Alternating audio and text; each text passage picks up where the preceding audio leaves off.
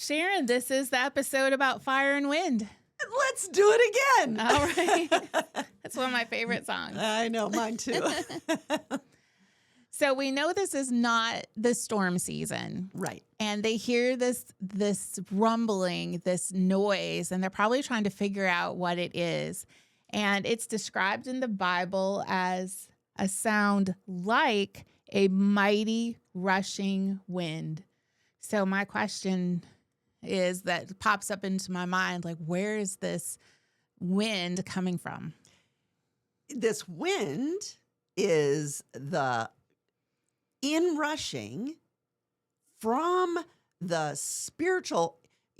You know, we had this discussion a couple of weeks ago about the realm of the spirit that is not just like, far beyond our galaxy type thing. That's really a Greek thought. The Hebrew thought is that it's a realm where there's a veil between us, much like in the temple, where the veil divided the Holy of Holies from the holy place, right? Mm-hmm. And so this is, and the veil was torn, right? Yes. And when we have that torn veil, the wind of the Spirit can rush out of the spiritual realm and into this natural realm. And really, it's the same parallel as the wind rushing from the holy place to light the fire of the sacrifice.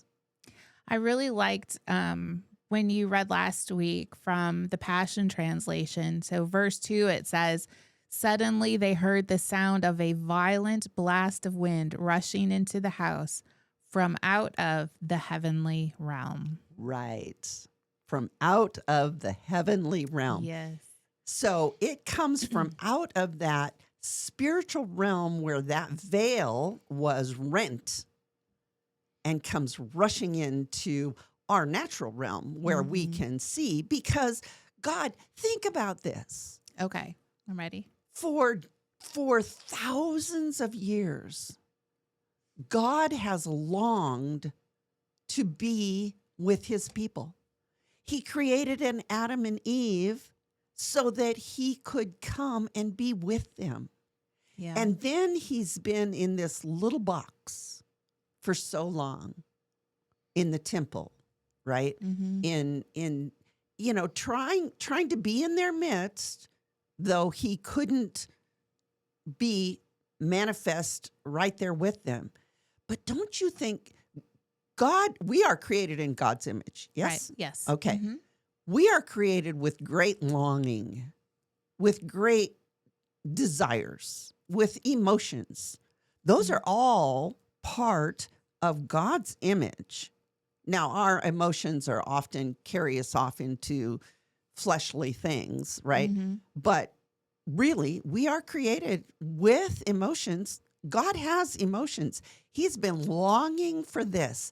I can just imagine him rushing, the running father, coming into the realm saying, finally, my son has made it possible for me to come and be in the midst of people that I have created and longed for so long. That's what I think. Well, that's going to make me cry, and nobody's surprised by that. But the love of the Father is so great and so deep. Amen. Okay. Verse 3.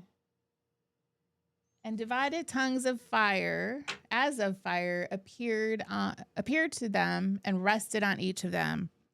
So is this actually fire? Okay.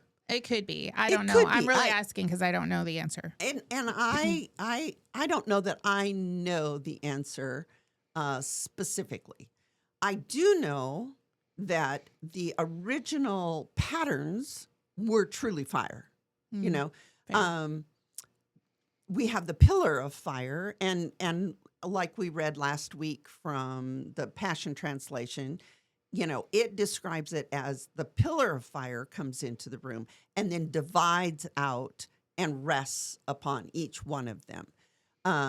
The fire at the temple really was a physical fire that came out and lit the sacrifice. So probably.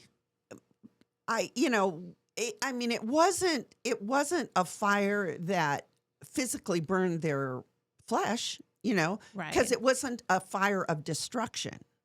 Right. There's kind of a difference. There's the passion, the fire that we talk about, that's a good thing. And fire is both good, can do great, wonderful things. Right. And fire can do very destructive things, right? That's true. Even like we in our natural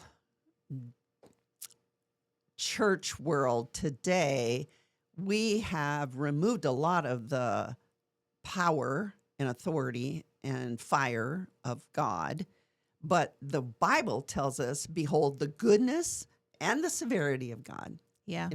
Yeah. The fire of God can be both passionate and positive and build you up, or it can burn you. Yeah. It can. Well, it will refine us in a not very fun way sometimes. That's right. So I don't know that we can say, it's not the fire like is, in your wood stove. I'm pretty sure it's not that fire, but it's a fire nonetheless that, can refine them as well as empower them. Awesome. And it rested on each one. I found that term interesting, that it rested on each of them. Okay. So I think this is very interesting. And you're looking at the Passion Translation? I am, right? So when it says, and they were filled, right? So it rested over them. Yes. Okay. Like back to the pillar that rested over the tabernacle and then would lift up and move, right? Yes. It rested over them because they were going to become the tabernacle, right? Yes. But then it not only rested over them, it filled them. The next line tells us that they were filled. And I want to read this note out of the Passion Translation that I think is very interesting. It says, there are two Greek words used for filled. In verse 2, it is palero, which means filled inwardly. All right. Filled inwardly. Okay. In verse 4, it is paletho, which means filled outwardly. Oh, wow. Okay. Okay. Or, as Brian Simmons has translated it, furnished and equipped. So, inwardly filled and outwardly covered with that same power, authority, equipping. Okay. This was the anointing of the Spirit for ministry. Every believer needs the filling of the Spirit both inwardly for life and outwardly for ministry. Wow. I think that's a hint for us, just Bible studiers, that we translate in English and use the same word for, different things. And so a lot of times when you're studying the Bible, there are plenty of online sources that you can go to and find and compare and see, is this filled the same as that filled? Because a lot of times that will really enhance your understanding of Scripture. So just thought that was an interesting note. It is very interesting.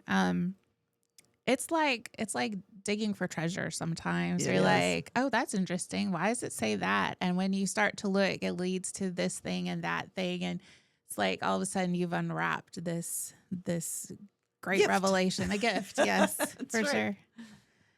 Okay. Talked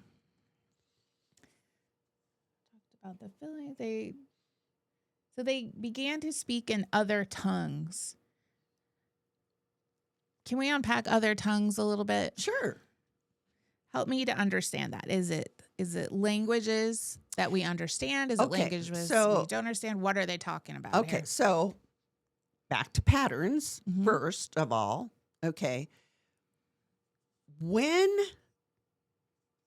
in the Old Testament did languages get divided? At the Tower of Babel, that was a big language event That's right. when God divided And the why peoples. did he do that?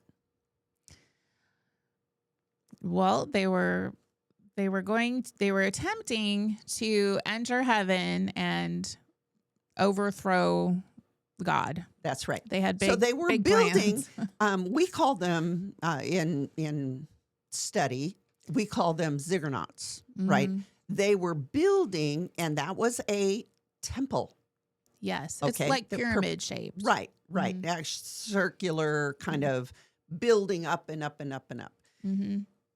And so they were building a temple opposed to God, Yeah. who dwelt in a temple, Right. wanted the earth to be his temple, Yes. right, originally. But they were creating this false temple, right? And so he came in to destroy their unity so that then they were unable to build this false temple. Mm-hmm. Okay.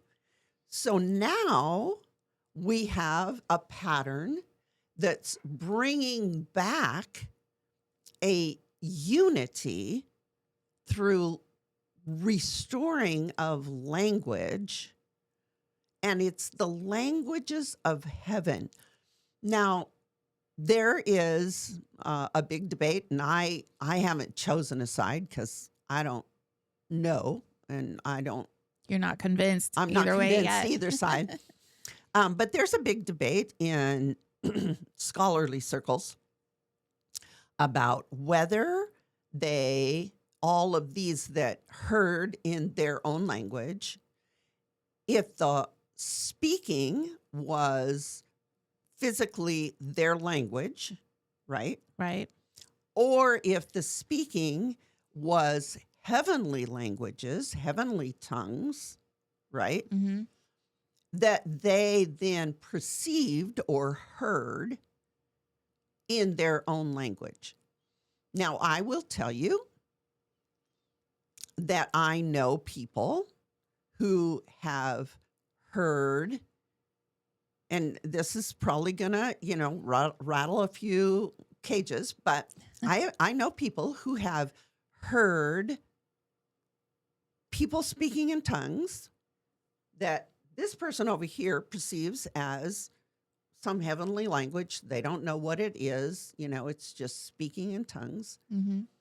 But a person in this congregation who speaks a certain language hears that language and hears it, understands it as their own language. It's their own language.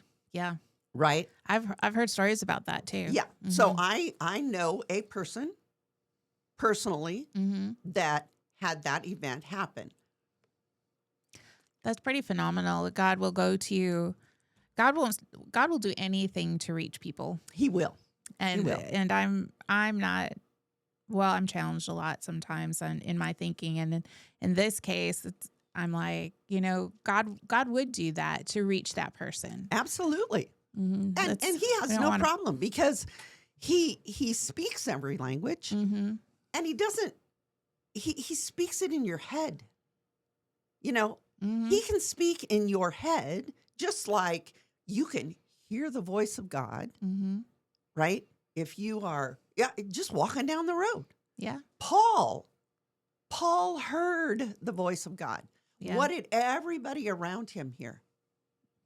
Not that. Thunderings. Oh, yeah. That's Thunderings. Right. That's what it Thunderings. describes, Mm-hmm. But he heard the voice of God, Mm-hmm. right? And Yeah. he heard it in a way that he could comprehend and know what it said. Mm-hmm. Okay. But, God also, for his purposes, uses people. And another instance, I know somebody who in a foreign language, in a foreign country, thinking they were speaking in tongues, actually spoke the gospel in the language of Of the hearer. of the people, and many people. So Oh, they wow. all, so I would say in that instance, he probably actually spoke that language that he didn't know, Mm-hmm. So we try often, and this is, I think, just a human tendency. We try to define things. Mm-hmm. We want God to operate in a way that we comprehend, Yep. that is expected, even if it's even if it's a supernatural thing. I want it to be the way I expect that supernatural thing to happen. What I'm comfortable with. Right. Mm-hmm. Or what I once knew. If I really understood and saw God work in this supernatural way, and I perceived that was God and it was supernatural, then I want God to do that thing again. Because, okay, I know that was God. I understand that, Yeah. I can comprehend what God wanted to do there. I don't think God's very, very confined by our No. methods and plans. No. Yeah. I think he probably actually has fun doing things in ways that Unexpected. always shock us and always go, I don't know if I really comprehend or understand exactly how that works. Mm-hmm. So, he's still doing unusual things. And the best way that we can operate is with a kind of an open heart, an open, God's God. Mm-hmm. He can do anything he wants in any way he wants, right? Yeah, And for sure. and he's more than happy to confirm himself to us. If Yes. we're willing to say, okay, well, I've never seen that before, but now this, I'm going to tell you something that most people think is totally weird. Okay, I'm ready. Many years ago, in the earlier charismatic movement, Mm-hmm. there was this thing about God giving people like gold teeth. Oh, okay. Yeah, That's was interesting. super weird. Like, that made no sense to me. I was like, I just think I would have to that's- ask for confirmation on that myself. Yeah, it was like, I had at least 4 or 5 reasons why God would never do that thing. Okay, God's a healer. I can understand him, replacing your teeth with an original good, like normal tooth, Yes, right? That sure. makes sense to me, right? Yeah. Why would God do some random, weird thing, But then I met somebody that I absolutely knew was not a crackpot, Mm-hmm. was a real, true, sold out believer. And he said, yeah, I doubted it too until he did it to me. Oh, wow. And I said, seriously? I didn't want that to be true because I didn't like that. That was too weird. That's too weird. It's still too weird for me. But I had to at least back up and say, who am I? Who am I to say God can't do some weird thing that he might like to do? Right. Right. Right. So, there's a lot of things that I just hold with God, I don't have to know. And I don't have to have a judgment on that. Yeah. I had to kind of give up my, an opinion An opinion. about that one. Just put it on a shelf and That's right. find out later. Awesome. So another interesting point about this is that these were Galileans who were speaking in these other languages. That's right. And Galileans were known for not having a college in town. And they were considered to be uneducated. They were the Israel rednecks. What can we say? Yes. So it was peculiar to the people for them to hear, because it wasn't uncommon for people to know multiple languages. Right, absolutely. And actually, think about this. Peter preaches, and he doesn't preach in, 30 different languages. Mm-hmm. He preaches in one language of the day that everybody spoke, Mm-hmm. right? Right. So it was not necessary for these, tongues to occur for these people to actually hear the gospel, because they heard the gospel in a language that they all spoke. But what does the Bible tell us? What does the Bible tell us that they heard when they heard them speaking in the languages that they understood? What does it say? Read that verse. I will find it here. And began to speak in other tongues as the Spirit gave them utterance. We can go on to the next section. Now there were dwelling in Jerusalem Jews, devout men from every nation under heaven. And at this sound, the multitude came together, and they were bewildered because each one was hearing them speak in his own language. And they were amazed and astonished, saying, "Are not all these who are speaking Galileans? And how is it that we hear each of us in his own native language?" Then it gives a big list: Parthians, Medes, Elamites, residents of Mesopotamia, Judea, Cappadocia, Pontus, Asia, Phrygia, Pamphylia, Egypt, and the parts of Libya belonging to Cyrene, and visitors from Rome, Jews, proselytes, Cretans, Arabians. We hear them telling in our own tongues the mighty works of God. Right. And all were amazed and perplexed, saying to one another, "What does this mean?" So here we don't hear them giving the gospel message in True tongues. Mm-hmm. That's not what they did. What they did was they were declaring the mighty works of God. Yeah.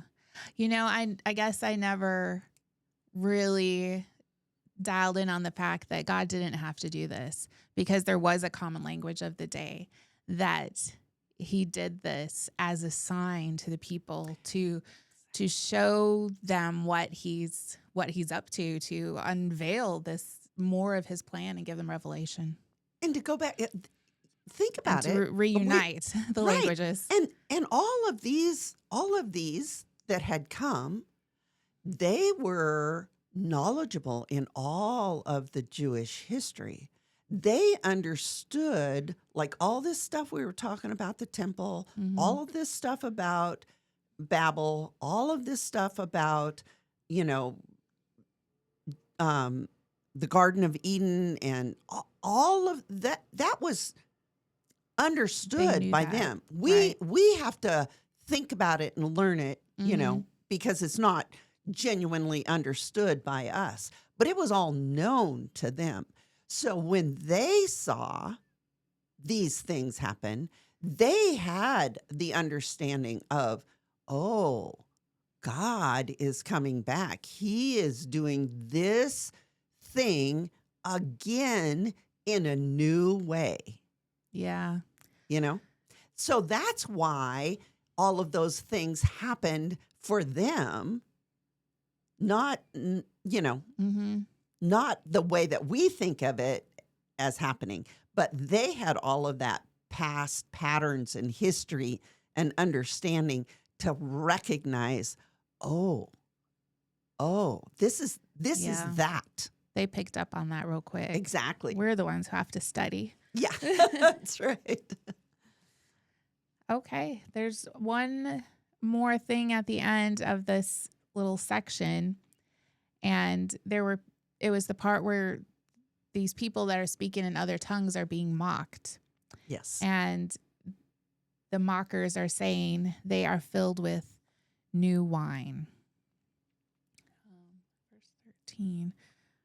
Just looking at, but others, the Passion says, but others poked fun at them and said they're just drunk on new wine. So what does that mean? I don't, just reading it at first blush, like new wine, old wine, what's the difference? Okay, so that goes back to another pattern, all right? New wine was wine that was from that season, okay? And new wine was not desired. It hadn't aged. It hadn't been prepared, like if you're a wine connoisseur, and I'm not, I don't know very much about wine, but I know that, wine sits in the cellar for 2 or 3 years, and then you buy this certain vintage from a certain year, and older ones, and the older they are, the more valuable they are, et cetera, right? So